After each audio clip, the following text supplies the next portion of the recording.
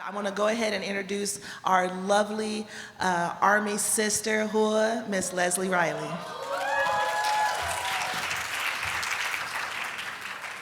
Make sure I'm far away from the speaker before I turn the switch on. All right. It's so good to be back, you guys. Although it's hard when you speak on day one and they like you to be like, oh, if I come back, what if I mess it up today? Like, this is and there, you know how we talked about in authenticity that sometimes you believe something and then like 5 years later you're like, I don't even agree with what I said 5 years ago, right? I kind of had that experience when I looked at this slide deck and I'm like, man, Leslie, why'd you put so many slides in there? It's a lot of wordiness. So I went through last night and kind of looked at ways we can keep it really interactive and still get through the content. And we're going to have to take an unscheduled break I didn't know we were going to have to take so that we can say goodbye to our friends that are leaving on the 11 o'clock shuttle and not just have them sneaking out, you know, in the middle of a sentence or something. So we'll do all of that, and we will try and keep it fun and light, lots of examples, lots of engagement. But our topic today is about effective communication, right? And I don't know if anyone else, I was feeling so much emotion and so much pride to be part of this community for all of the experiences that you guys bring to the table, right?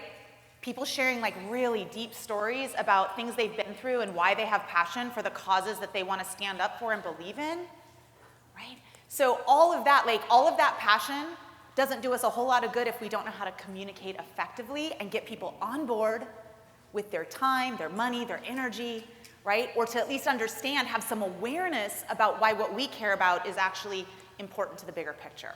So today we're going to talk about some simple tools, and then one big one that we're saving kind of more towards the end. I have a story for you at the end. Some of you that were at the session back in October, Leading for All, will have already heard this story, but it's sort of a Pink Dolphin-esque sort of story that speaks to what you were saying about we following that what's in us. And we've been so programmed to not, right? The communication we received is drive on, dress right dress, get it right, be tough. And so communication, we want to do some of that, but we want to also be real with it, okay? So let's start by talking a little bit about what makes communication hard. And I just want to hear, this is looking through the lens of DISC. What was one of the things that made communication hard at the site yesterday? We heard a lot about what made it good, and that could be 90% of it. But let's take a look at the 10% that was a little bit of a struggle. I see a hand here.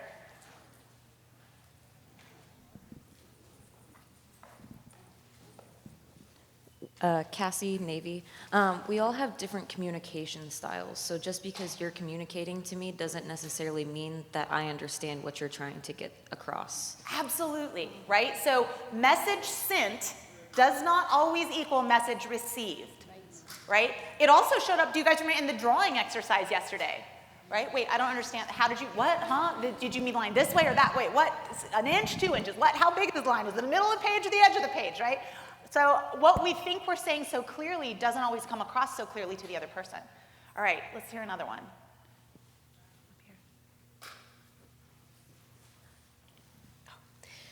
I think that there's still room for intentionality on how to talk to others in a way that they'll be receptive to you.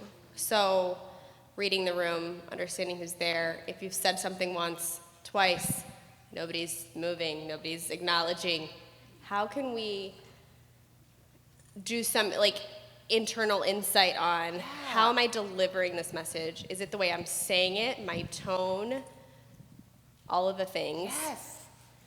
So that I can get whatever it is that I'm trying to express acknowledged, really. I love it. Have you guys seen the movie Groundhog Day?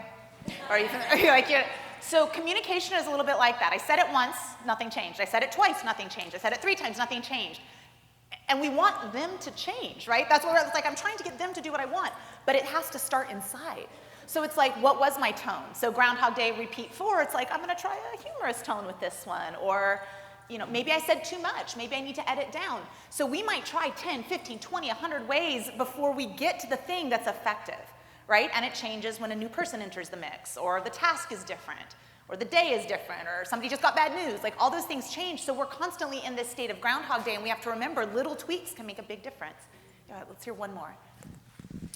I think for us, coming up with a plan, like a game plan, and everybody has great ideas, but and everybody wants to voice their opinions or ideas of ways to do things, and just coming to a consensus without hurting somebody else's feelings about what's the direction we're going to go.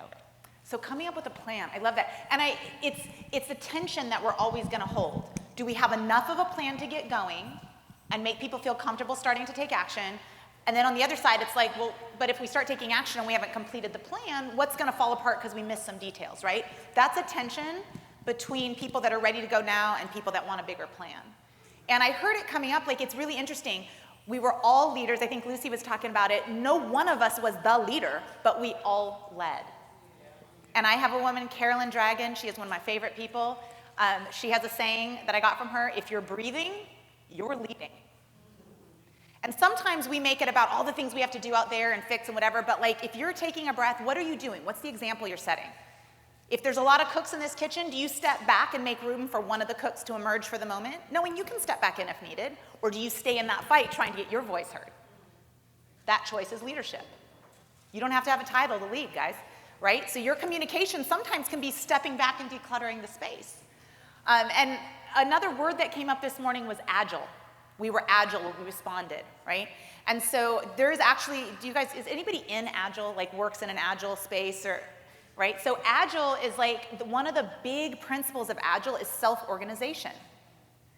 And you have little teams self-organizing, and somebody mentioned it in the attic, like, I know nothing about building some shelves, so I just let those people do, like, I don't even have a dog in that fight. You just go build some shelves. I'm gonna be over here organizing blankets.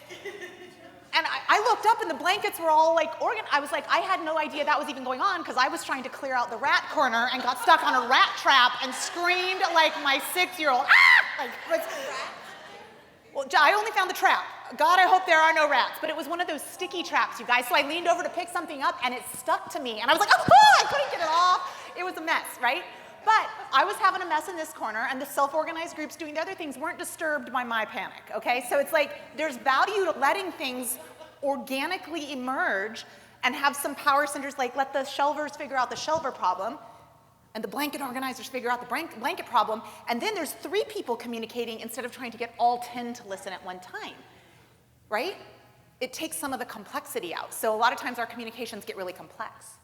All right, so we've established, I think, that communication can be hard for a number of reasons. The things happening out there, the things happening in here, how many people, what the plan is.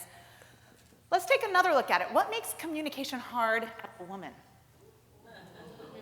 Ooh, that one hit me, right? Okay, so I said a hand right here. That was a quick hand, too. It's like she knows, she got something for us. Opinions. So say more about that. Like, women tend to be, we're really knowledgeable, right? We maintain households, professions, ourselves, the world. Like, we can run circles around our husbands, our male counterparts, all of the above. But I think we're also really, I'll say, passionate about what we believe, what we know, like our subject matter expertise. So it's like, just as quickly as I rose my hand, that's as quickly as our opinions kind of come out to the to people and to whatever it is that we're doing. So that's like the blessing and the curse of passion. Yes. I know a lot, and I'm like, my hand is up, but like, have I thought through what is gonna make them take action in the way I'm hoping for? So sometimes we lead with our passion, and we forget that there's some organization that might need to happen. It could be a little or a lot, depending on how big the action is we want the other person to take. And I can't remember if I said this in the session on 2 days ago or at my table, but about the bait. The bait has to taste good to the fisherman, right? Right? Yeah. So when we like get out there because we're excited about fishing, like, are we talking to the fisherman or the fish, right? So like that can get in our way. But we don't want to lose it because the passion is part of what gets people engaged. So it's another tension. It's never going away. It's something we need to learn to manage. See another hand here. Piggybacking on that, I had the opportunity to take a women in leadership course at Cornell this past year, and the professor was amazing, and she talked to this thing called the double bind. And she said that women have, this is what she does for a living, tons of research, that women in leadership positions have 2 choices. You can either be liked or you can be effective. And so if you're liked, people are like, oh yeah, she's really nice, but we don't really trust her decisions because she's so nice. Or she's a bitch and we don't like her, but we trust what she's doing. And she said that's the choice that a lot of us have to make. And so it's this tightrope that, and it's unfair because men don't have to do that. But that was a really eye-opening moment for me. So yeah, right? So when we have like a choice, and it's a binary choice, and neither one of them are good, but we think we have to choose one, what are we losing out by not choosing the other? Are we buying into the story that there's only two choices instead of finding that place on the tightrope where we balance, we're like, I found a way to do both. Maybe they don't like me all the time, but most of the time, and I'm effective. Like, what happens? But like, those choices that we have to deal with that men don't definitely impact how we say things.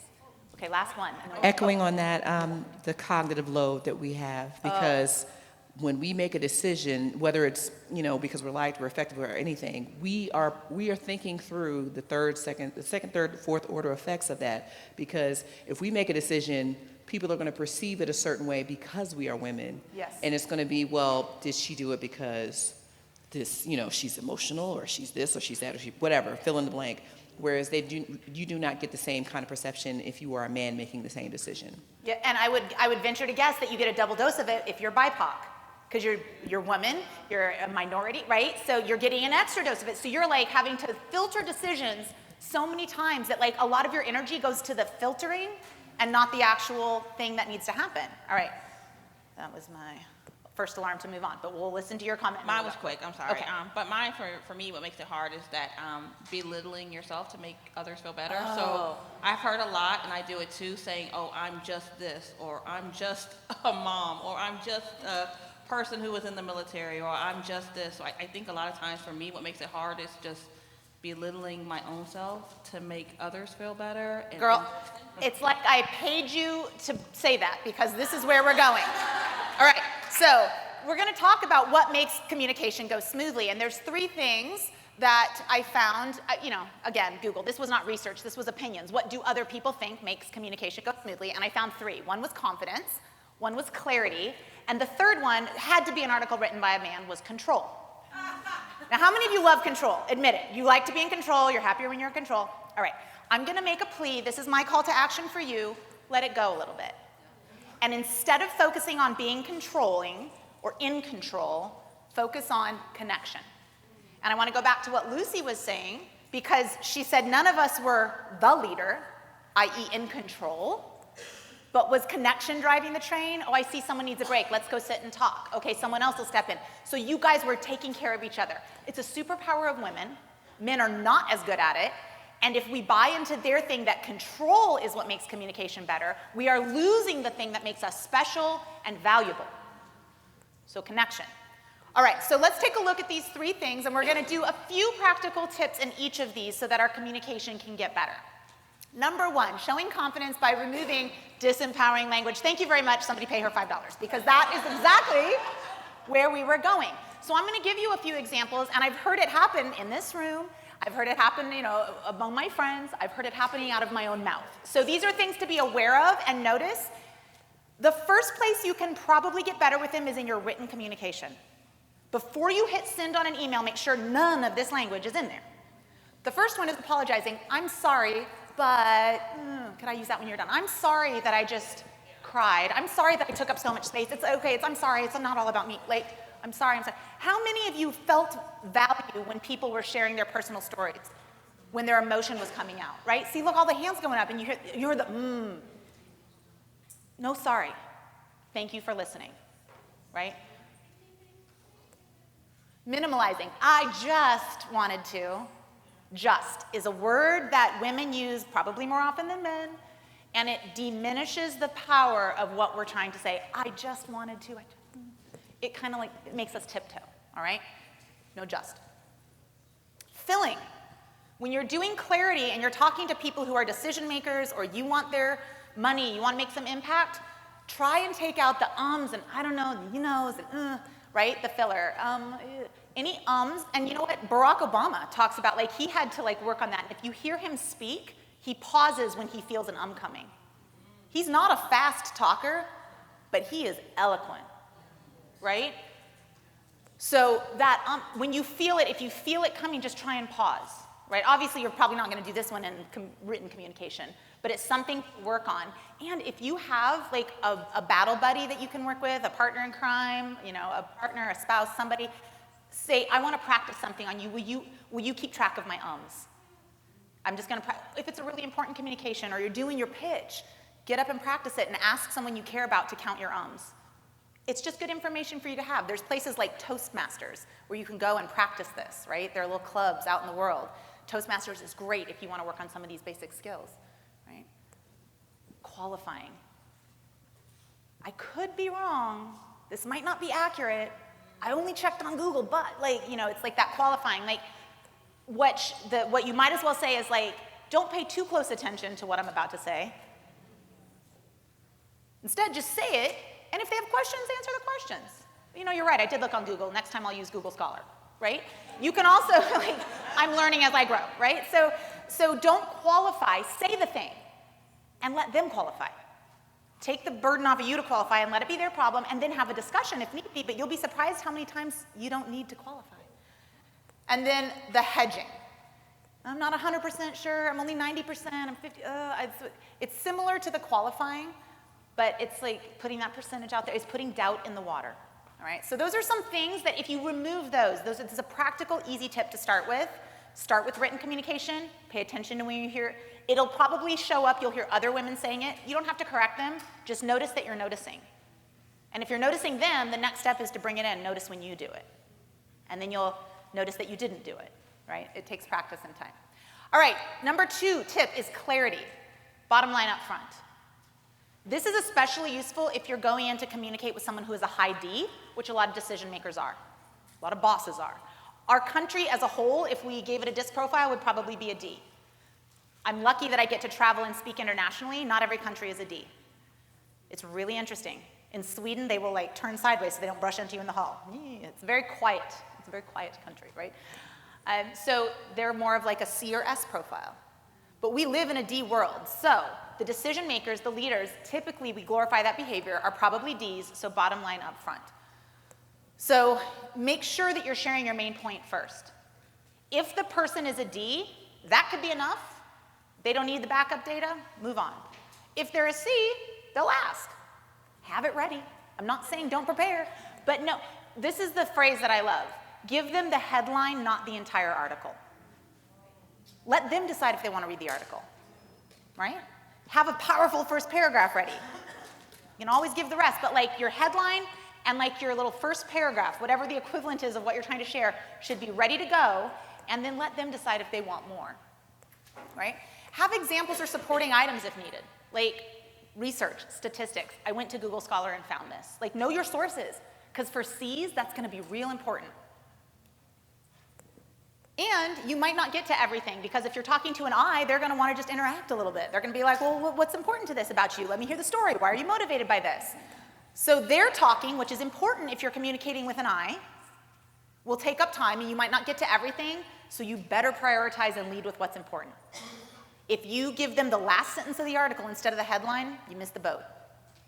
And by the way, the headline's the hardest part. Have you guys ever, like, I wrote a book, and like trying to figure out the title was torture. I wrote the book faster than I figured out the title.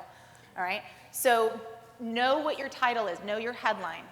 Be clear about that and lead with that. All right, and then the last one is finding connection. You've got to seek strong female examples. Because remember, you can't spot it if you ain't got it. So if you see someone out there, figure out what it is that you love about her. Go tell her that and say, how do I get some time on your calendar? How do I get to be mentored by you, right? So notice first who's doing it. Could be someone you work with. Could be a family member, someone at your church, someone at an organization where you volunteer. But notice it and figure out what it is that you like about what they're doing, right? What was their word choice? What was their tone, their body language? What are the things that you could emulate? Without even talking to them, you're like, they used humor. Or she had really strong pauses. And it gave me a minute to think, and I love that. And I'm like, blah, blah, blah, blah, blah, and so I don't give people a chance to reflect.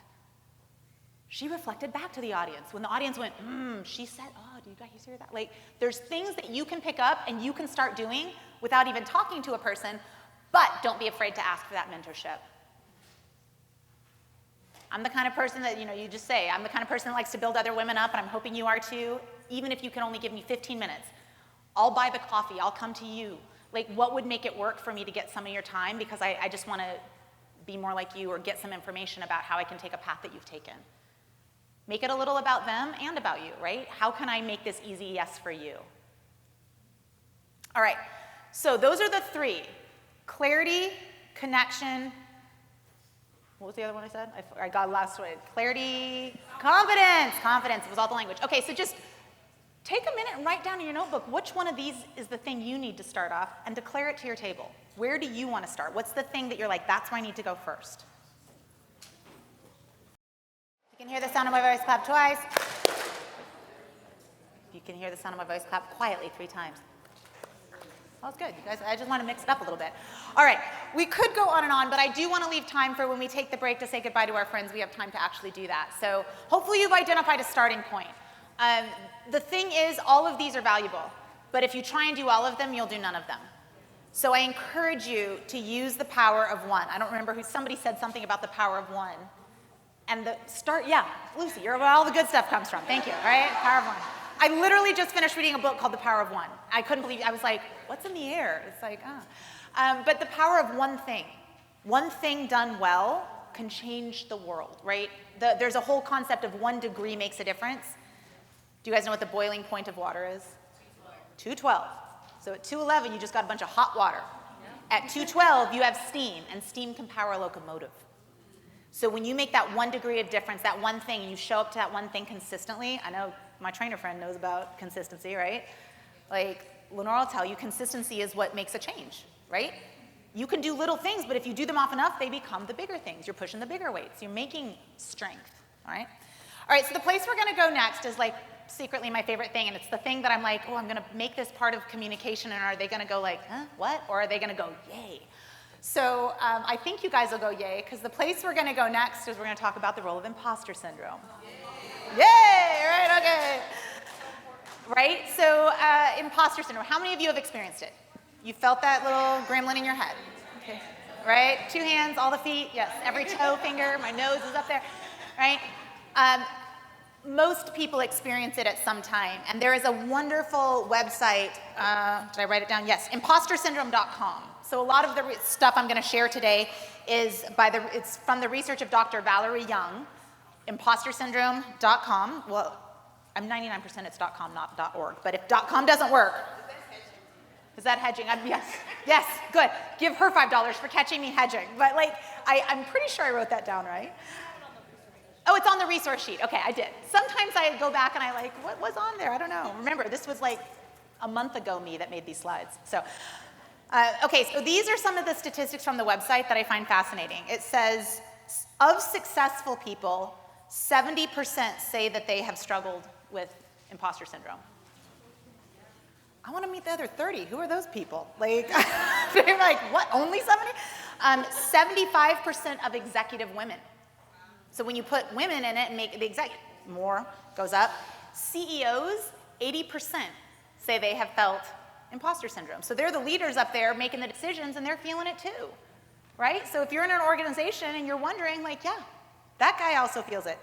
And 84% of entrepreneurs. So it's definitely felt by a lot of people in a lot of different ways. And the reason I'm bringing this up with connection is because this is an internal connection. Our internal connection with ourselves is what happens, and that's the imposter syndrome and the inside stuff, right? So a lot of external things can change, but if this never gets cleaned up, right? We're just gonna keep, it's like for those that were in the attic, you know, and for those you can probably imagine, if you weren't in the attic, we walked up and we're like, where's there even space to work? Like, you gotta like move some stuff to be able to put together a shelf. Where are we gonna put these shelves, right? So you have to move a bunch of stuff. So the imposter syndrome, that internal work, is work, even though nobody out there can see it, but it could be the most impactful work. So what we're gonna do is we're gonna start with a definition of imposter syndrome. Is there anyone in the room, we don't have to do this, but it's a curious thing. Is there anyone in the room who has not spoken in the mic at all? Would you like to read this definition? Because it's not like a big reveal or scary thing. Yeah, okay.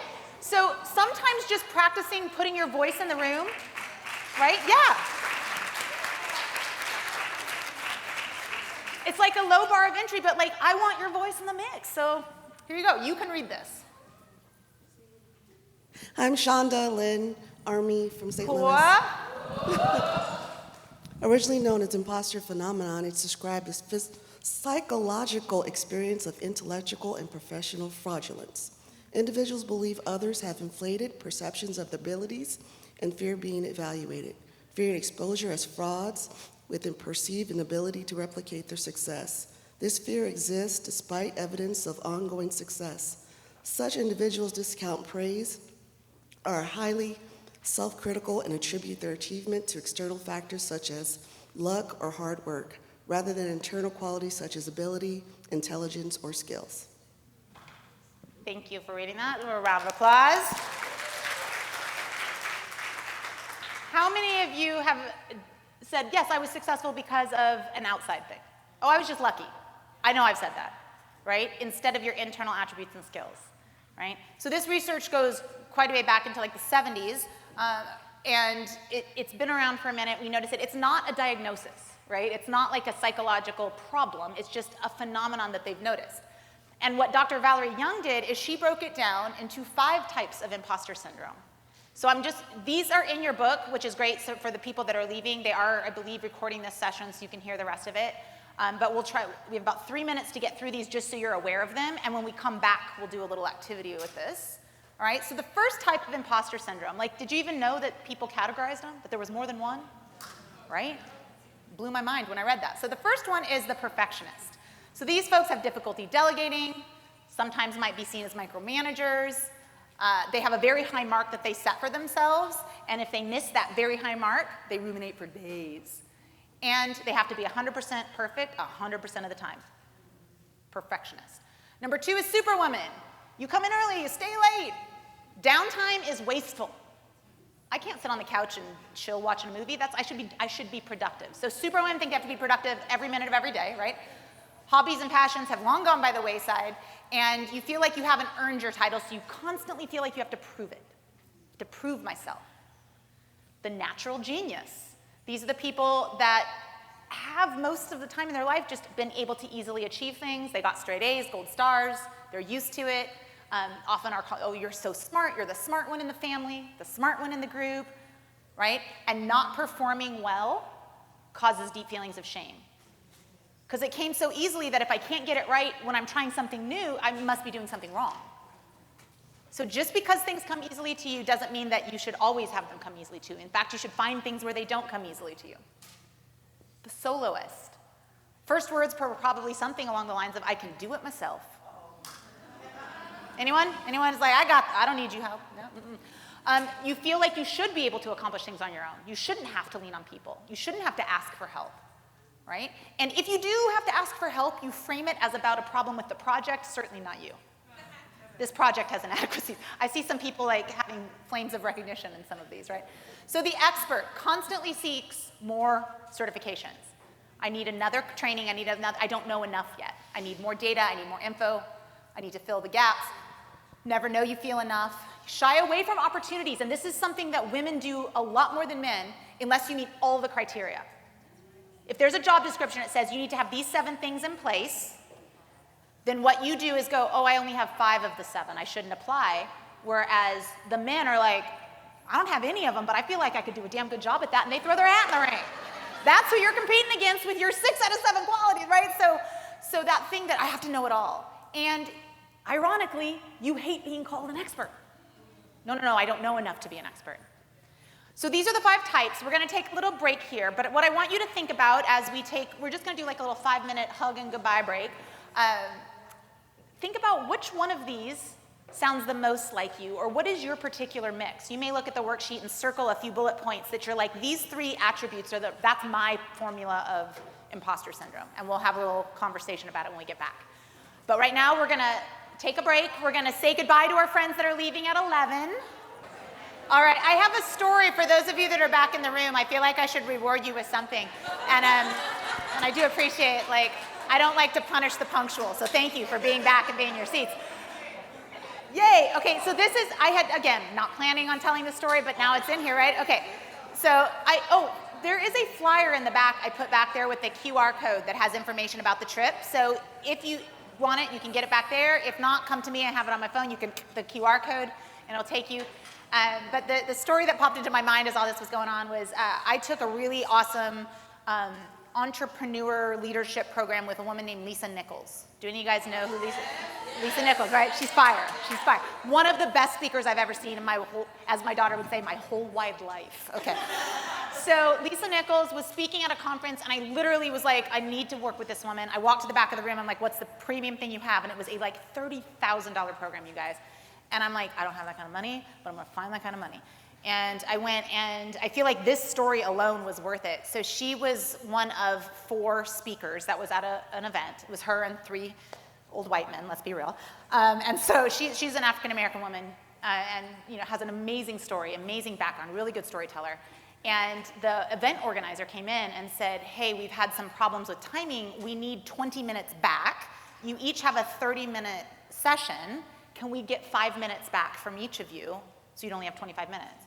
And all the guys, I can't give up 5 minutes. Like, I'm not going to give up. No, I'm not going to do it. I've planned it for 30. This is normally I do an hour session. I had to carve it down to the what. Like, they're freaking out. Lisa just sitting there watching it all. She let them stew for a minute, sitting back, and then she looked at the organizer and she's like, you know what? Take all 20 out of mine. And the 3 guys looked at her and she's like, if I can't say it in 10, I can't say it in 30. So that is the power of, first of all, of clarity. She knew who she was. She knew her message. She could say it in 1 minute. She had a 2-minute version, a 5-minute version, a 10-minute version. She knows who she is. Clear. It's also connection, right? She knows that event organizer is freaking the F out. And she's like, they need these 20 minutes. Give them the 20 minutes. And the guys are like, I'm not getting the 20 minutes. I planned for 30. Well, we all made plans, dude. Get a grip on your life. And she was living by example, right? So maybe next time those guys will be like, yes, please, take my 5 minutes. Here, have 10. Maybe they'll learn something from watching a strong woman stand up and go, you know what? I'm so good at what I do, I can do it in 10 minutes. If you guys need 30, take them. So anyways, bless Lisa Nichols. She taught me so much. So before the break, we looked at the 5 types of imposter syndrome. And you might go like, I'm all of these. And you may have, 1 foot in multiple ones of them. It's like disc. You probably have a dominant one or one that is like predominantly showing up, but at the very least, let's figure out which ones do you experience most. So look at the list and the bullet points and circle the 3 ways that imposter syndrome shows up for you the most often. And I'm talking about the bullet points, not the whole category. So like maybe you have 2 in the pink category and 1 in the yellow category, right? I'm a perfect natural genius or something. Like find your mix.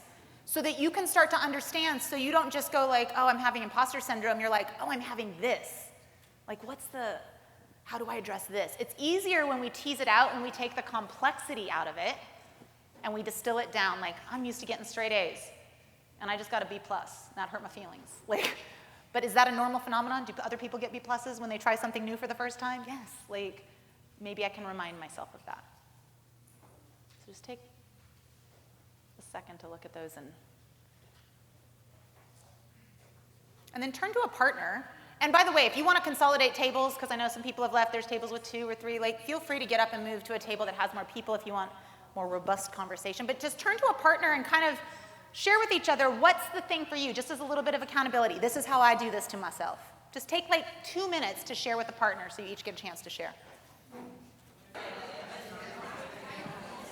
You've shared with a partner or at your table which ones are the sneaky behaviors, the ways you do them.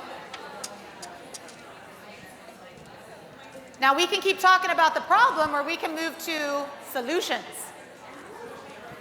strategies.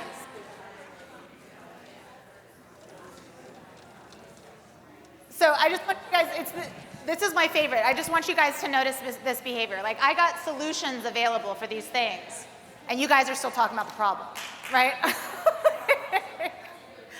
So sometimes we get so transfixed by problems that our communication leaves us in that space, right? Without that call to action. Here's how we make it better.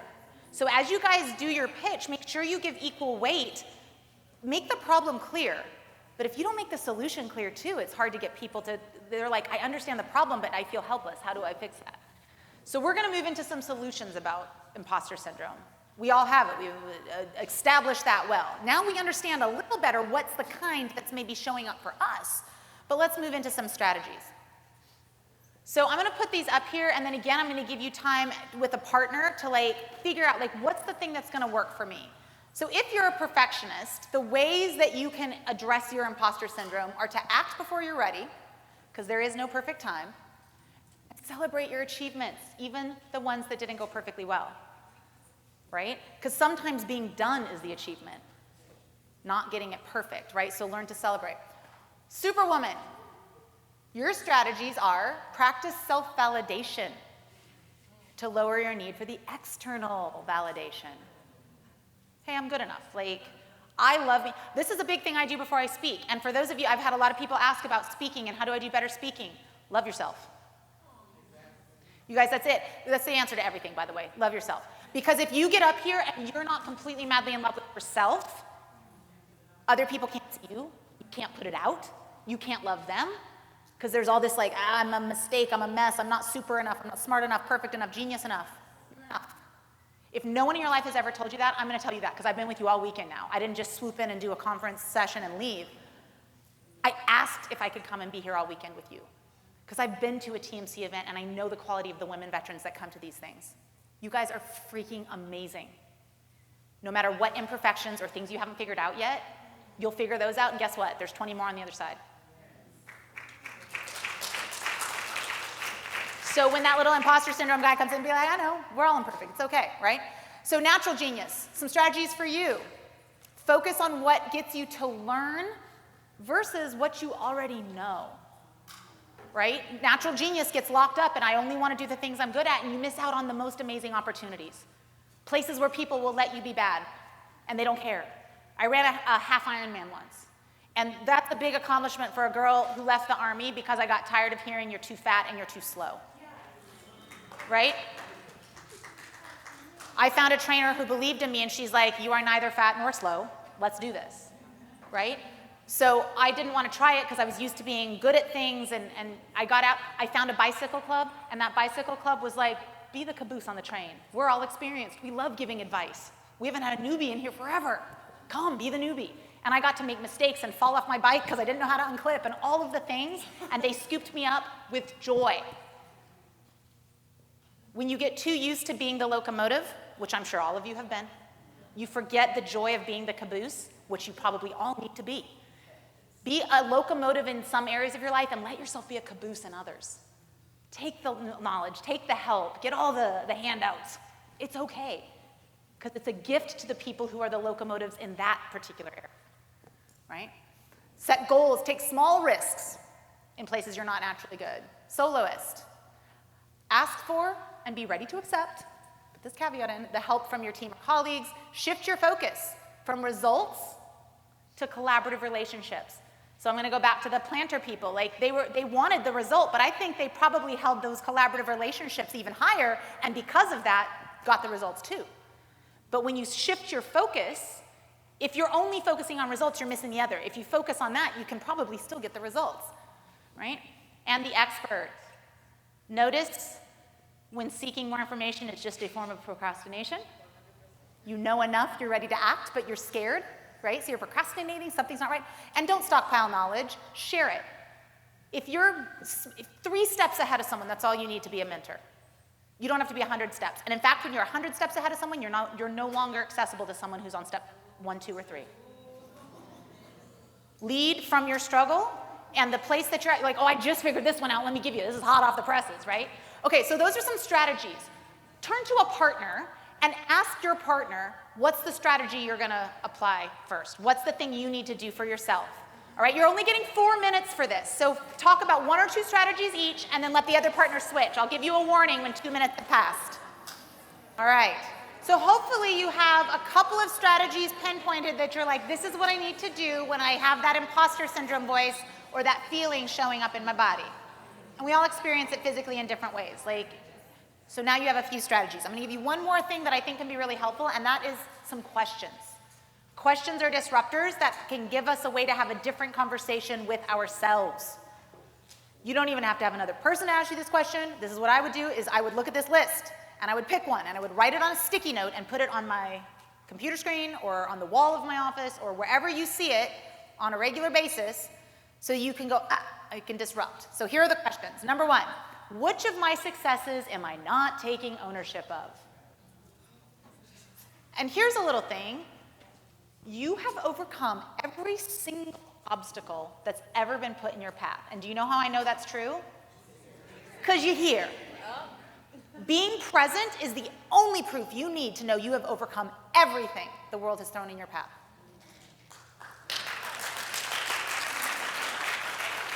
You would not be here if you were not a successful person. And if your mindset is telling you, but I haven't achieved this or that yet, like it's lies and tricks. Okay? Because successful people have a habit of being successful, and your habit is that you've overcome everything that's been put in your path. All right? So take ownership of that stuff. I'm like, okay, stop. I have like every 15 minutes an alarm goes off so I keep myself on track because I could talk with you guys literally all week. So, next question. Which of my beliefs about success is holding me back? Somebody programmed your brain to think success looks a certain way, and it was their version of success. You guys, there was a point in time where my metric of success was how few days a year can I work and still have the life I want. Right? Let me tell you something. That was the year I had zero burnout. Okay? Because like, when I was on a client site, like you guys see, I'm all in at a client site. I eat, breathe, sleep with the guy. I'm like, not sleep with the clients. That sounds really bad. I don't sleep with the clients. I sleep near the clients? I don't know. But I'm all in. But my time's my own when I'm somewhere else. And so I'm like, I can be all in if I give myself time off on the other side. And I'm going to charge accordingly. Because if I only want to work a few days a year, I got to charge what I'm worth. Right? So your belief about what you're worth, what you charge, how much you earn, that's all part of it. What's your belief about success that's holding you back? Which of my strengths am I overlooking? Those strengths that made you successful by overcoming every obstacle that's ever been put in your path? You might be persistent. You might be clever. You might be gentle. Water, right? Water cuts a path like the Grand Canyon. You flow where the life takes you, right? So there's ways that you show up that are your strengths, and you should own them. Who am I talking to about this? Who's my battle buddy? Do I have a therapist, a coach, a counselor? Maybe all three, right? Some points in my life I've needed more than one. I remember Lisa Nichols telling a story. You know, she was in a movie called The Secret. There's a book, and it was like all about manifestation and stuff, and they got to be on Oprah, and Oprah leaned over to her and said, "How many coaches do you have?" And Lisa said, I don't know, some number 3 or something, that she was working with a business coach, a fitness coach, whatever, all different coaches, and Oprah's like, yeah, I figured. So I'm like, okay, who am I talking to? Maybe you have a friend, maybe you don't. Maybe you're paying someone, maybe you are, in an exchange with someone in this room. Maybe you never had that before you were in this room, and now you have a battle buddy. Talk to that person, schedule time with that person, make it a habit. And lastly, when I beat the imposter syndrome, what will I be losing?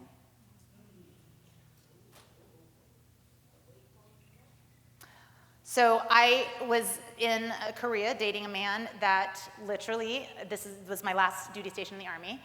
He would take food off my plate and say, "You don't need that." Thank you. Right.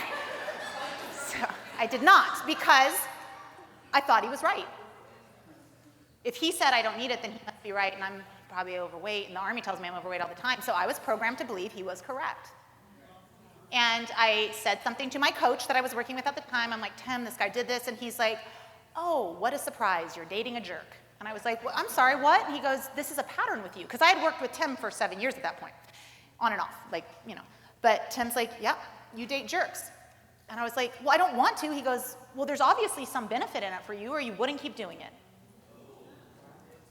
How dare you, Tim? There is no benefit to this. And he's like, "Oh, I assure you there is. And if you can't figure it out, you will keep dating jerks." So I would put my time figuring out what the payoff is for not beating the imposter syndrome, or the voice in your head that tells you this is what you deserve. And I just hung up on Tim. This guy's I hate my coach. I hated my coach a lot, right? I hate this guy. So I went, and I was at office, and I was like, 3 weeks later, Matt did something again. He took food off my plate or just said something mean, and I was really bummed out. And I was telling our mutual friend, Eric, and we're walking to the car, and he's like, man, you deserve better than this, Leslie. And I was like, I'm sorry, what did you just say? And he goes, you deserve better than this. That was my payoff. The people who loved me would tell me I deserved better. And I liked hearing that. And I was like, if I can get an internal voice that tells me I deserve better, I don't need that external voice, and I won't have to keep going through this hamster wheel cycle of dating jerks, right? So there is a payoff to giving into that imposter syndrome, believing you're not enough, and if you don't figure out what it is, then you're not gonna leave it behind. All right, so pick a question, put it on a sticky note. It could be one of these, it could be a different one, but help yourself on a regular basis have this inner conversation, what am I not doing, or what am I doing that's keeping me locked in this imposter syndrome? But now we're gonna go to my favorite place of all, which is the place that we don't expect, which is, what if imposter syndrome is a good thing? What if it's here to help us? Some of you are like, I can't believe that would actually be true, right? That's what, right? That cannot be true. But you guys, I can't just slap up somebody else's research on imposter syndrome and say, that's good. Like, I had to think about it differently. I had to approach it from a different standpoint. I had to think about what are the ways that imposter syndrome might actually be a useful tool. Because I've been doing this work a long time and I still get imposter syndrome sometimes.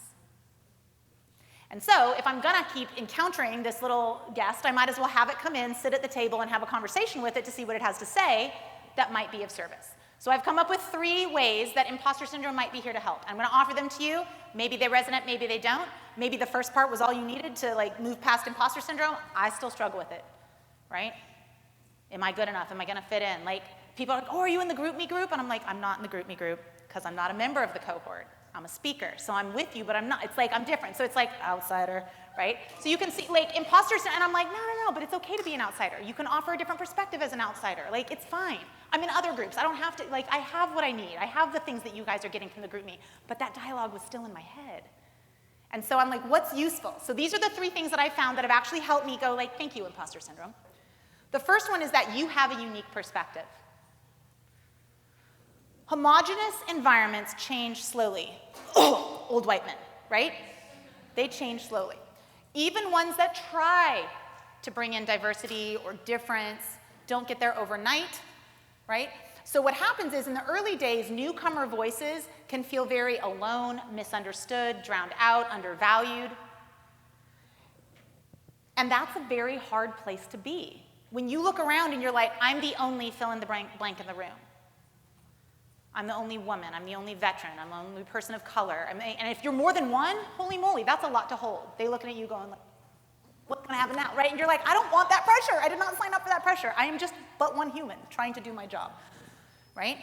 So when you're the only or one of a few, does not feel like a gift, right? But it is, because your perspective is needed more than ever. Because they have the other perspective more than covered. So I use this graphic because I like to say when you walk into a place or flutter into a place and you see a bunch of orange butterflies, your first thought might be, I need to turn orange to blend in. And I'm going to encourage you to say, what a great thing that I'm blue so that I stand out. My value doesn't come from blending in. My value comes from being different.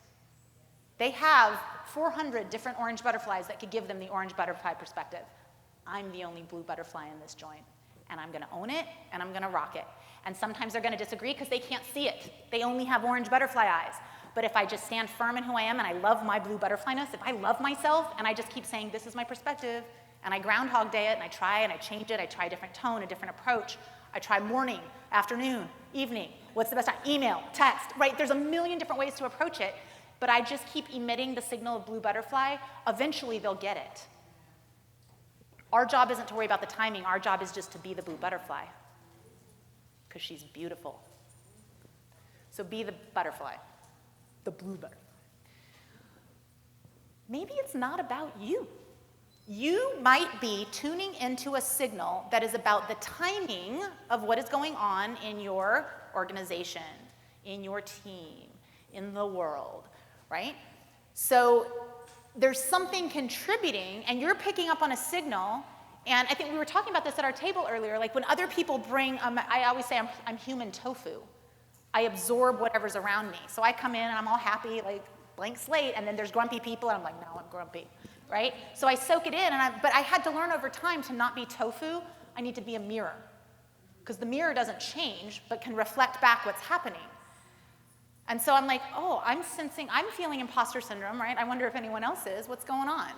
So use that as a reason to start a useful conversation about what's working and what's not for everyone that might be facing that problem. So examples of that might be, where are we in the learning curve? Did we just start a new project? Because when you're at the beginning of something, you're learning and it's awkward, right? So are other people in that space? What transition are you approaching? Transitions are tough times, because you have one foot in the old way and one foot in the new way, and you're kind of off balance. So transitions are some of the hardest times we face. Did we lose a team member? Do we have a new boss coming in? Is there a new policy in place? Am I getting divorced? Am I having a baby? Like, our life is constantly in transition, and those changeover points are the really tricky ones. So the timing of that, and then look around. Who else is experiencing that with you? Can you reflect back to them or start a conversation? And it very well could be that you say, I'm experiencing this. Is anyone else? And they all look at you like you're crazy. But half the time they won't, and they'll be like, how did you know? Yes, oh my God, I needed to talk about this, and I didn't know how to bring it up. When we wait for safety before we speak, but it's us speaking that creates the safety. We're the bridge to safety. And I've had this conversation with a couple of people. I'm like, offer up these insights like you're giving somebody a stick of gum. I'm feeling kind of imposter syndrome-ish. You? And if they're like, no, go, okay, and put the gum away. But if they say yes, that's your gateway in. What we do is we're like so afraid to bring it up because it's like we're offering them a new house. It's not a new house, it's just a stick of gum. Do you want to talk about this? No? Okay. How are the kids? Like, just move on, right? I don't know, are you in the middle of a pandemic? Like, how many of you felt imposter syndrome during the pandemic because everything was off kilter, everything was different, right? So imposter syndrome was like a global thing going on and nobody knew how to talk about it. So all of these things could be about the timing, and if you look at the timing, you're like, maybe this isn't about me, maybe this is a signal I'm picking up from other people too.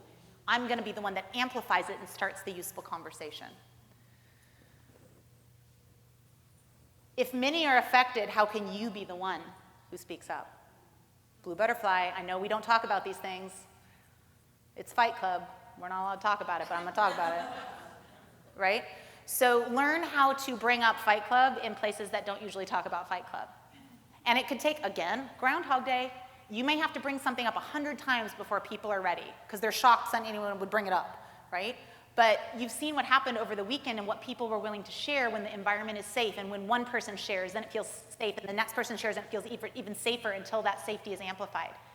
So the people that are not willing to share, we don't know how many times they've been beat over the head for bringing up an idea, for sharing something personal, for trying to be authentic, and they got smacked down so hard, they're the crushed flower, and they've been in the shadow, and they haven't had the water, and maybe our words are the water, maybe our actions are the movement to get them into sunlight, and it's gonna take time for that flower to come back up, but if we just be the blue butterfly and keep watering in sun, water and sun, we try and do those things, eventually we'll be a beautiful blue butterfly in a garden full of flowers that everyone had chalked up as crushed and ugly, and we're thriving over here.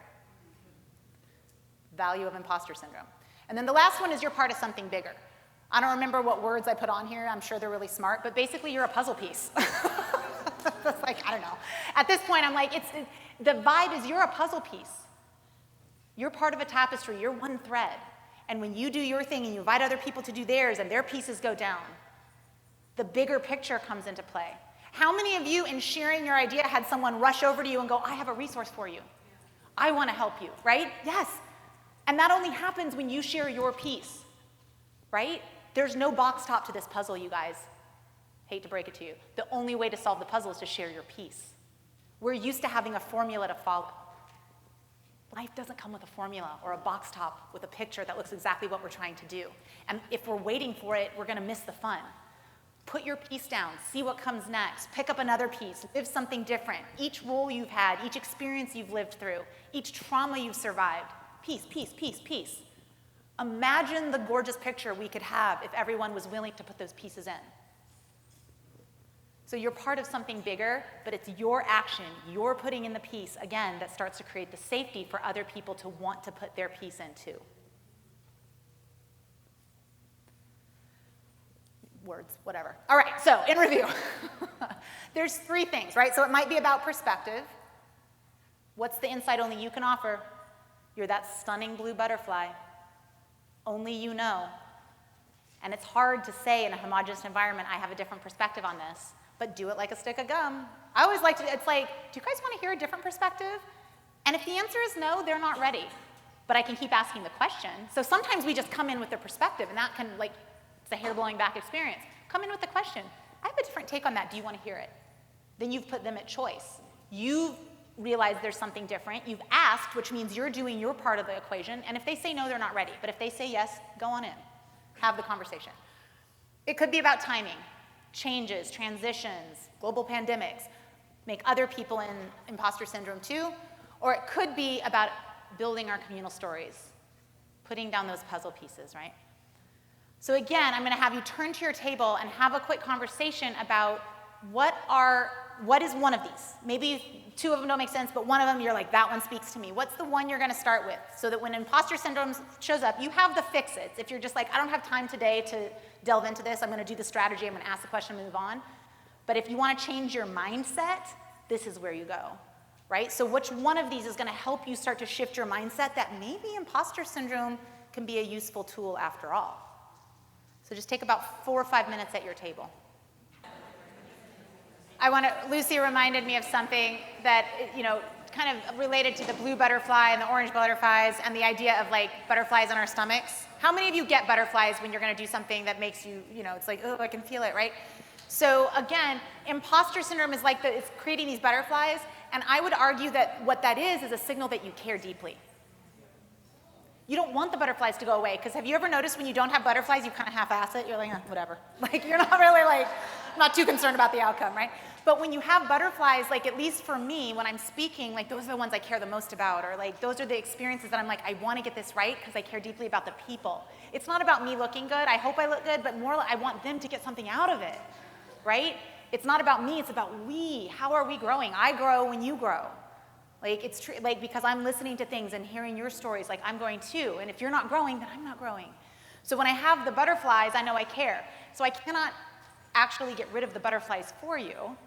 But when you think differently, what you can do is get the butterflies to fly in formation, right? As an aviator, I appreciate that, right? So like get them all together, right? So the butterflies mean you care. Imposter syndrome means you care. And so using these strategies is going to help you. This last bit is about getting into action. We've done it all along the way. This is just a reminder. 6 little questions of like, what is it? What's your type? What's your strategy? What's the question you're going to ask? What's your unique perspective that only you can offer, right? There's a combination, a cocktail of things that makes you who you are. Family of origin, where you were born, where you've lived, how you served in the military, branch, all of that, like it makes you uniquely you. So what's that? The timing, and then what's that communal picture, right? So I'm going to finish with one final story here. This is sort of a, like I said, a pink dolphin-esque sort of way. So what I'm trying to get across here is that, like, you'll go out, you'll do things, you'll make mistakes, you'll feel it again, you'll forget these tips, all of that. But what I really want you to do is to listen to yourself, to those inner voices. And the reason I get so excited about sharing the opportunity, the pink dolphins in Ecuador, is that going down there and being disconnected off of social media, off of my phone, off my computer for 11 days, that's the loudest those voices have ever been. And I needed that recharge. They had gone completely quiet for years. And I was mom. I got married mom at the same time. It was like I got pregnant on the honeymoon. I was an antique mom. I was 42 when my daughter was born. So I was like, people are like, you better hurry. It's going to be hard to get pregnant. I got pregnant on the first try. And I'm like, all you people lied to me. So, everybody has a struggle. Mom married at the same time. All the voices had kind of gone away. So Ecuador helped me refine it. Before that, I was better at listening to the voices, and that's what this is, about listening in a different way. So this was when I was still single. I was in my 30s. I was on Match.com. Thank you very much. And I met a lovely gentleman that I'd gone out with 2 times, and we were on our 3rd date. We were going out to this ghost town out in Nevada. And we're driving out there, and this story pops into my mind that had happened to me a few years prior. So when I moved from DC out to Las Vegas, I had 2 cats, Laverne and Shirley. Oh my God. Okay, all right. You'll either get that reference or you won't. My sister's cats were Linny and Squiggy. So cute. We're that family. So Shirley had actually belonged to my flight school roommate, and when she got sent to Korea, she's like, why don't we not split up the cats, you take them both. So I took them, but like, Laverne was my fuzzy soulmate. You guys, she was an a-hole, and I loved her so much. She was just this turd of a cat, and I just loved her. So she had early kidney failure. So when she was 12, it got really bad. We moved here. We were able to like get her on some medication, and she lived about another year, but it was time to let her go. But if you've ever had a pet that crossed the Rainbow Bridge, you know the devastation that causes, especially when you're single and you don't have any kids or a husband or anything. Like, I was just me and the cats. So like, she got me through a lot of my single days and the Match.com dates that didn't go well and lead to a third date. So when she died, I just felt a little unhinged, and I remember just feeling like, I was like, universe, if you could just give me a sign that she's okay. Like, it was one of those kind of moments. And I was new to Vegas, so I didn't really know my way around, and I was driving, and I got turned around, I was at the wrong exit, and I'm like, where the hell am I? And I look up, and there's a billboard. It's just black with white letters, and it says, meow. This was a literal sign. I mean, it was like, so I was like, that's amazing. And I need to go back when I find out where I am and get a picture of that. So I tried to go back to where I thought I was, and it wasn't there. And I couldn't, like, did I make it up? So I'm like, go to my friend Google, meow billboard, nothing. Like, you think, and I'm like, what was it even for? Who puts a billboard up with a meow? Like, what brand are you? Like, so nothing. I couldn't Google it. I couldn't find it. I drove around different parts of the city, couldn't find it. And I'm like, I'm cuckoo crazy. Like, I just imagined that because I wanted my cat to be okay on the other side of the Rainbow Bridge. So I'm on this third date with this guy, and this story pops into my head. And I'm like, okay, I'm not telling this story because it makes me look cuckoo bananas, and I want this guy to like me, so no thank you. So we keep going. So we get to the restaurant. We're having lunch. We're eating our burgers. Everything's good. This story pops into my head again. And I was like, no thank you, and I just pushed it out of my mind. I'm like, I'm not, like, this is why. Why would I tell this guy this story that makes me look like a total fruitcake? You want a sign from the universe about your dead cat? Like, no. So I'm like, so we finish lunch, we get in the car, we're driving back, and this story popped into my head again. Now, over time, I have learned, I have stories coming to me all the time, and a lot of times when I am doing a session like this, I will have a plan, like this is a story I could tell here, but if a story comes to me and I feel like, I call it fire in my belly, I'm like, that's the one I need to tell. So I get the story comes in, I have fire in my belly, and I'm like, damn it, I can't get out of this. Like, I'm gonna have to share this cat story that makes me look like a lunatic. So I'm like, all right, and I'm like, I don't know why, but this story's popped into my head 3 times today, and I feel like I need to tell you. And he's like, okay, and he's driving, and I'm telling him the story, and he's just staring straight ahead. Just driving, not looking at me, like, I don't blame him, because I sound, so I was like, the thing, the sign, and the billboard, I couldn't find it, I don't even know if it existed, whatever. Dead silence, man. We're just sitting there, and I'm like, I have killed this relationship. This is going nowhere, all right, so I'm just driving. And I don't know how long it was. It could have been 30 seconds, it could have been 3 minutes. It felt like 3 hours. And when he finally spoke, do you know what he said? I have a picture of that billboard. No way. That's what I said, no way! You are kidding me. And I was like, what are the odds? And he's like, yeah, I saw it and I took a picture for a friend, but look, it's cheaterville.com. That is like, known. Like, you guys, what would have happened if I never said, like, can you imagine? Now I have a picture and I can tell the story to you guys to explain why those little voices come to us. We don't always understand it. It doesn't always make sense. There's no logical reason that I should tell that story to somebody on a third date. And we did have several more dates and then he moved. It was very sad. But if I had ignored that voice, I wouldn't have had the picture that I had wanted so many years prior. So whether you're following pink dolphins or you're telling a story that just keeps popping into your head, those voices have valuable information for you. They know something that your logical mind doesn't. So when you listen to yourself and imposter syndrome and butterflies and all your sensations in a different way, they might actually be some of your best allies. So On that note, I have no more. You can ask questions, or we can just, I have 2 minutes left for questions if anyone has one. Usually by this point you're like, you're crazy, you talk to animals from the sky, and there's billboards involved. Yeah, see over here. I didn't have a question, but I just wanted to thank you for being an amazing storyteller. Oh, and thank for you. this. Thank you. Thank you. I'm going to echo that. I'm so glad you were at our table on Friday because, I mean, you were amazing, and I just love everything that you've talked about. You've given me a new way to think about things, and so thank you, thank you, thank you. Oh my gosh, thank you guys. I'll say I have 1 minute, and I want to say thank you to you guys. I actually wrote this down, so let me consult my notes. I'm not usually a note follower, but I might get a little emotional here. Like, they showed that circle of all the needs in the world. Like, there's people who have food insecurity, who are caring for aging kids with disabilities, who are struggling with infertility. And those are like huge, big things that need to be addressed. There's like social injustice and inequities, and just like there's so much stuff going on in the external world that needs to be addressed. And I want to do that so bad, but my gift isn't that. My gift is the storytelling and the reflecting and the internal changes that need to be made. And sometimes I like lose faith in that because there's people doing these massive, huge, amazing efforts out in the big world. And I forget that what I have is a gift too.